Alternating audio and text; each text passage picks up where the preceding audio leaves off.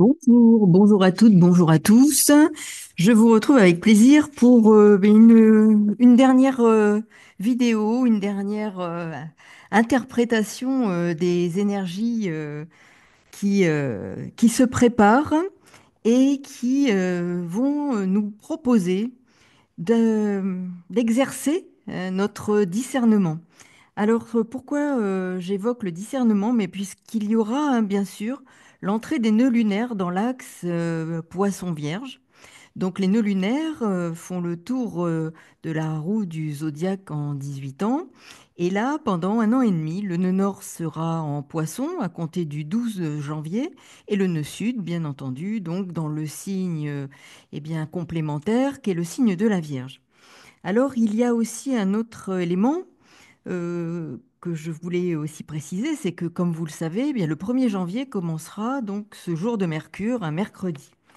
Mercure, planète maîtresse du signe de la Vierge et des Gémeaux. Alors, cette année, hein, qui, alors pour les numérologues, hein, correspond à une année 9, hein, eh bien, c'est une année de bilan, de fin de certains dossiers, en quelque sorte pour un grand changement et en particulier en 2026. Alors, Mercure, un premier jour de l'année, nous parle de l'attention qu'il faudra avoir, Mercure, maître des Gémeaux et de la Vierge, qu'il faudra avoir par rapport aux échanges, à la communication, à la pensée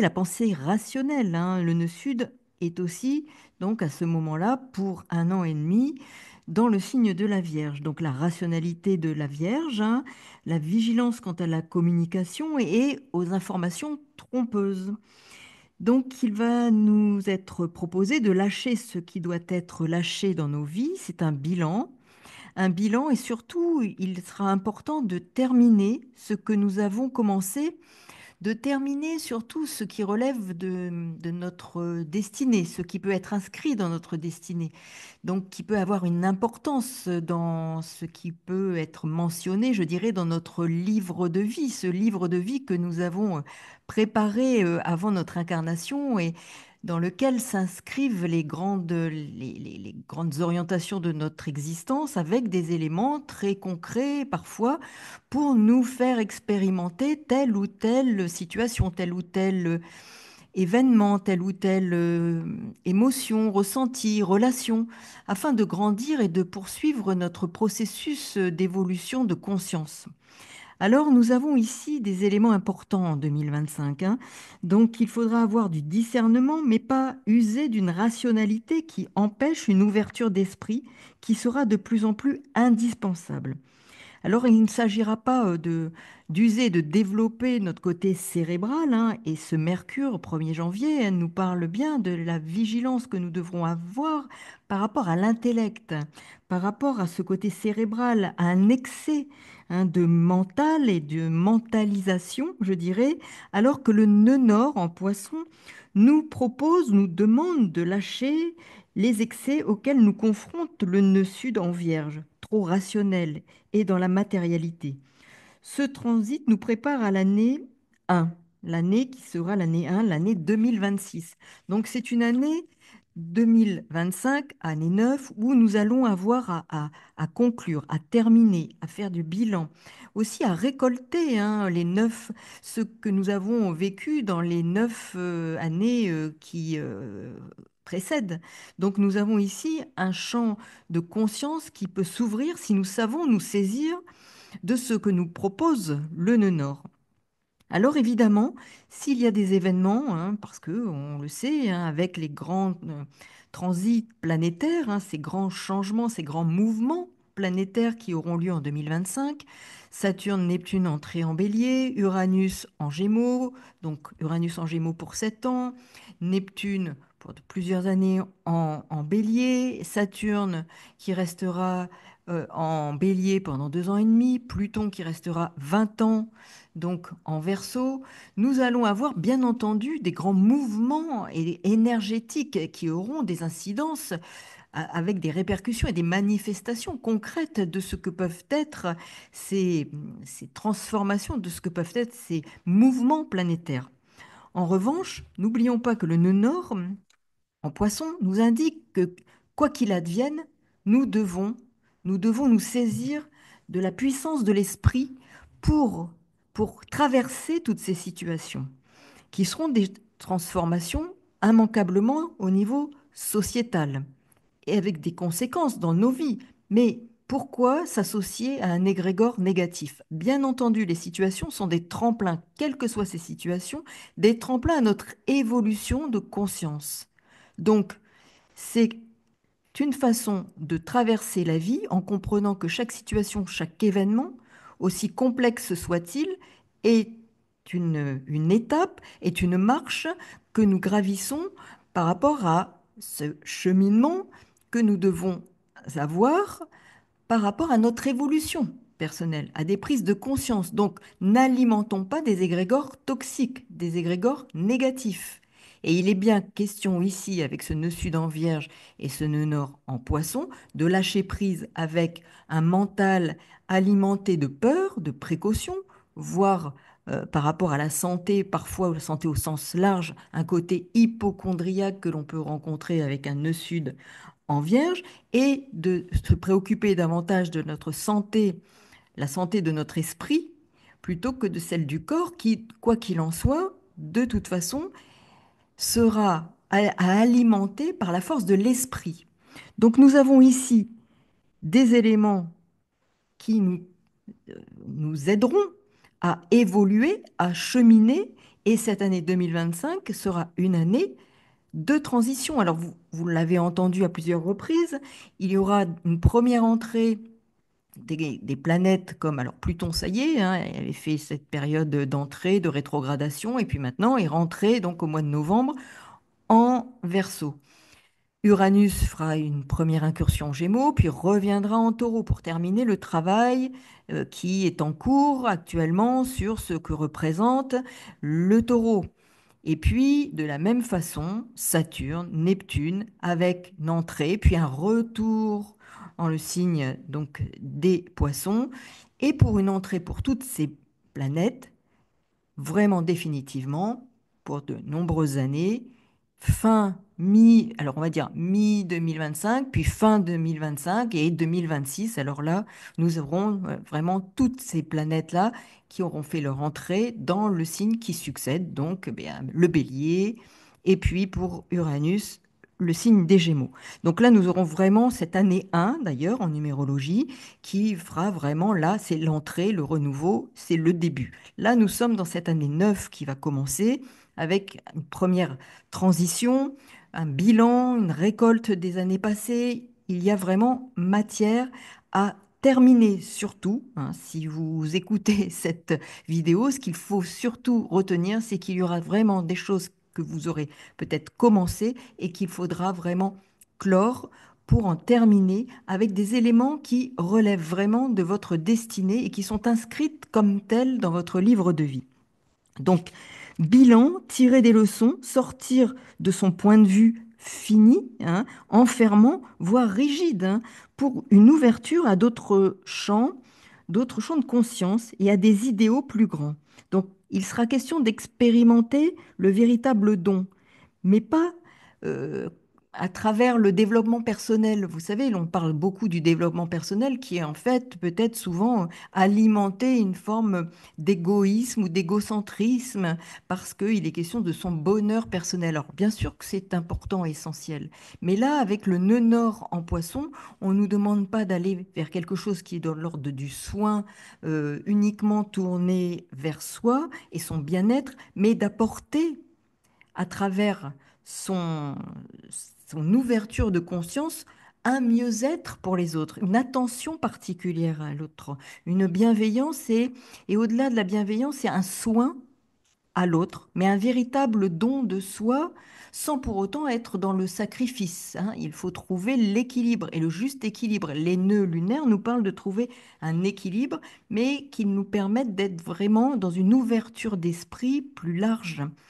qui nous apporte justement la possibilité hein, d'aller vers une forme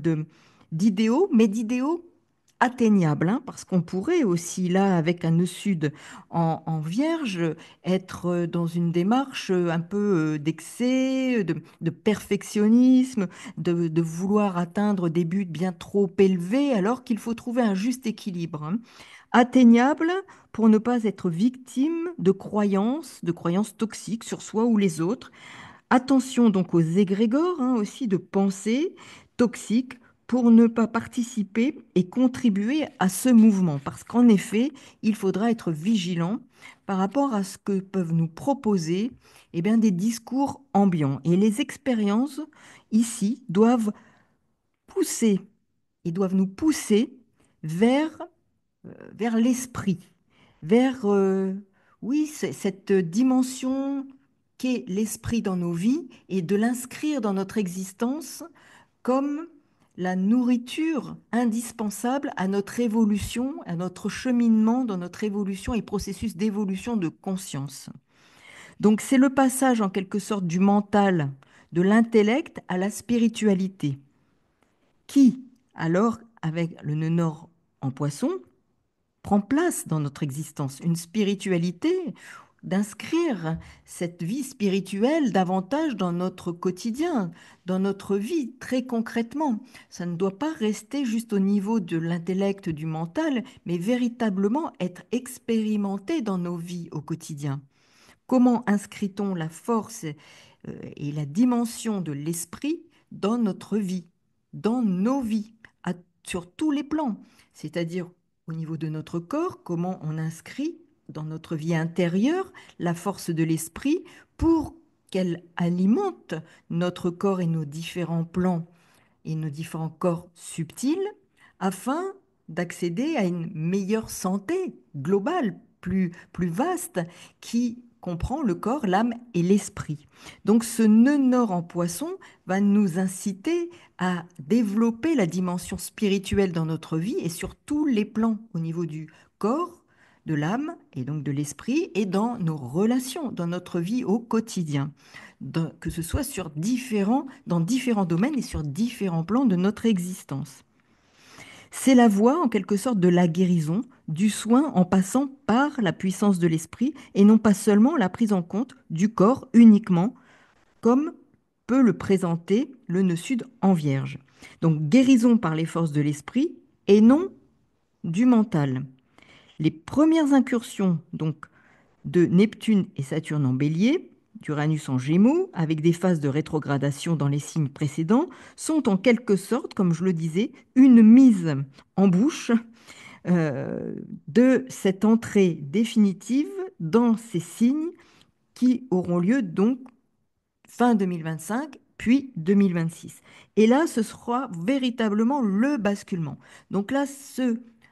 à quoi il faut s'attacher, c'est effectivement bilan, apporter davantage d'esprit dans notre vie au quotidien et d'impliquer justement davantage une ouverture de conscience dans tout ce que nous vivons, tant au plan du travail, de la famille, des centres d'intérêt que nous pouvons avoir, qu'ils soient irrigués par une ouverture de conscience plus large afin de nous faire accéder à un niveau, je dirais, de fréquence vibratoire plus élevé pour nous permettre de traverser le monde qui se prépare à une grande transformation. Mais il n'est pas question pour autant de pleurer avec les gens qui pleurent, de crier avec ceux qui crient, parce que justement, il peut y avoir une, une façon d'appeler l'attention vers du négatif afin de nous inclure dans un égrégore négatif, toxique, alors qu'il faut que nous puissions élever nos vibrations et concevoir l'existence que nous allons vivre, traverser comme une opportunité de transformation et d'ouverture de conscience, exerçant surtout notre discernement pour aller vers une dimension de guérison de notre âme par la force et la puissance de l'esprit. Et ça, il faut l'avoir absolument en tête, notamment avec les énergies qui s'en viennent là, dès le mois de janvier. Donc, avec ces éléments, nous aurons Et ce nœud en poisson nous le propose, une grande ouverture d'esprit qui nous est proposée. Il s'agit de rompre avec des croyances limitantes, rationnelles, un égrégore de pensée toxique qui peut nous nuire et nuire à notre équilibre psychologique, psychique, à notre équilibre, à notre santé globale. Cela nous permet de nous ouvrir, d'ouvrir notre champ de conscience et chaque événement et chaque situation que nous rencontrerons en 2025 sera une opportunité de transformation d'une énergie plus basse vers une énergie plus élevée, notamment du point de vue de l'esprit. Donc il sera important, et je le répète, de terminer et d'en finir avec certaines choses, certains dossiers, entre guillemets, d'aller vers la récolte du meilleur de ce que nous avons pu vivre les 9 années précédentes, d'en tirer des enseignements, des leçons, de faire le tri entre ce que nous voulons conserver et ce dont il faut se détacher, ce qu'il faut abandonner pour nous engager vers ensuite une année 2026 qui sera un véritable début, un véritable renouveau à partir de ce que nous aurons travaillé durant 2025.